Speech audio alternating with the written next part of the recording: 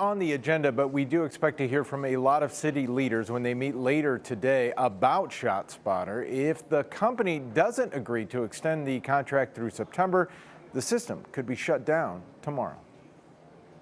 I think that could be detrimental to the city as we go into our summer months coming up very soon, as well as they have the DNC. It could be detrimental to neighborhoods and communities that experience and increase the number of gunfire weekly. We spoke to 29th Ward Alderman Chris Taliaferro last night. He chairs the city's Public Safety Committee. He has some ideas on why Sound Thinking, the company that runs ShotSpotter, may decide to end its 7-year relationship with Chicago rather than accept Mayor Johnson's offer to keep the gun detection system online through September and after the Democratic National Convention in August. If these rumors are true, Sound Thinking is probably opting out of the extension simply because if they feel that their product is inferior and the city doesn't need it, why stay? ShotSpotter has been a target of progressives for years, many saying the multi-million-dollar system is ineffective and leads to over-policing. They cite studies that show when police arrive to hits on the system, they do not find evidence of gunfire, gunshot victims, or guns 90% of the time.